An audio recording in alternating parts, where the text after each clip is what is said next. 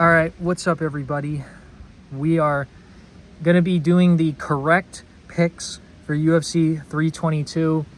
You don't need to watch any other videos on what you should bet for UFC 322. I got you covered. All right. I am an expert on the UFC. You got to just trust me. You got to believe me. I forget how I did on UFC 321. Don't look up the video. As far as outside of the main card, I think Gregory Rodriguez sleeps Roman Kopylov. I think Roman Kopylov sucks. If you're having a close fight with Chris Curtis, who is like 38 years old and undersized for middleweight, he's not even fighting at middleweight anymore. He's at fucking welterweight.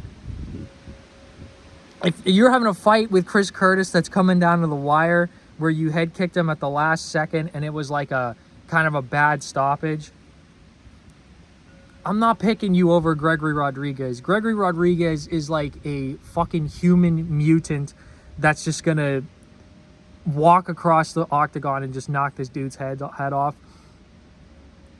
I don't know if it's going to happen in the first round, second round. I mean, I don't know. He might miss a couple times, but he's eventually going to find his chin and knock him out. And I actually think Rodolfo Vieira is going to beat Bo Nickel by decision. He has good takedown defense. His boxing is not good, but neither is Bo Nickel's. So I think a lot of people are kind of just coping, and they're going to say, oh, well, Bo Nickel's going to win this. He's going to bounce back. And he could win this fight. You know, I'm not saying he couldn't. But I'm picking Rodolfo Vieira. As far as like Wellmaker versus Cody Haddon, I don't really know a lot about Cody Haddon, so I'm not going to pick that fight. And the women's fight, I don't care. So let's go to the main card. We got Benoit Saint-Denis versus Beneil Dariush. I think Aaron Blanchfield wins that fight, by the way, by decision. BSD versus Beneil Dariush. I'm picking BSD. I think BSD is eventually just going to overwhelm Dariush. I think Dariush is going to piece him up on the feet in the first round. And people are going to be thinking like, oh no, BSD is going to get fraud checked again because he just blocks punches with his face. He has no fucking striking technique at all. He's just going to absorb all of them with his chin, and eventually Dariush is going to get tired. I don't think that BSD is going to submit him, but I think he's eventually going to KO him on the ground with ground and pound.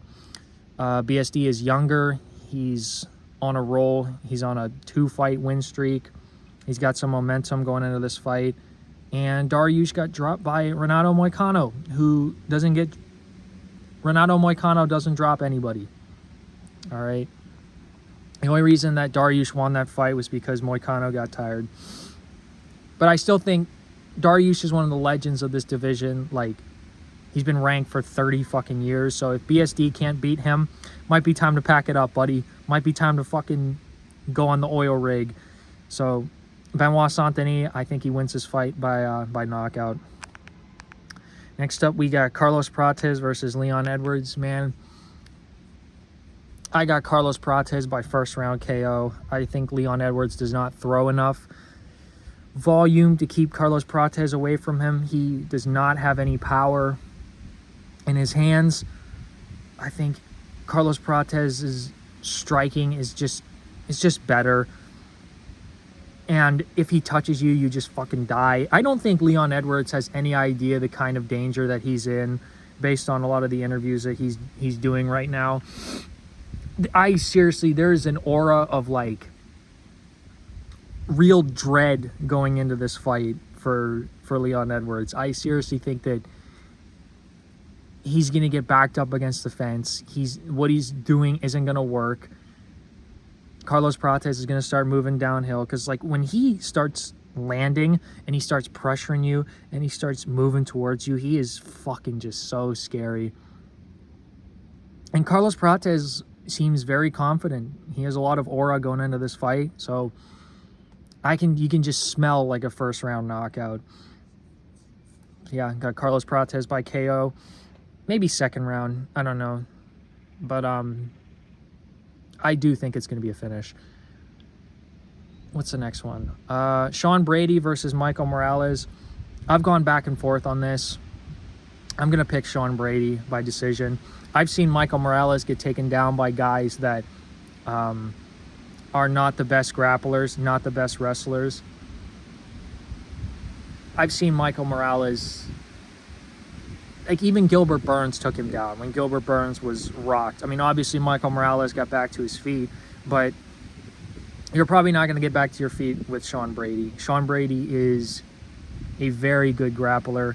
I think that team in Marquez MMA, they really know what they're doing in Philly. They have a really good gym, one of the best gyms in the United States right now. And so I think this is going to be a learning experience for Michael Morales. I think he's going to lose his 0. I think he's going to fall to Sean Brady by decision. I do think that it's going to be a close fight, though. I think that Michael Morales is going to have moments where he rocks Sean Brady on the feet. But I can see Sean Brady getting this done by decision. Maybe a robbery. Maybe a robbery, because we need an American champion. And they need... There's a fight at the White House next year. I feel like you kind of need an American to fight for the title, considering there's no American champion. So they could do Sean Brady versus either JDM or Islam at the White House. I think that would be pretty cool.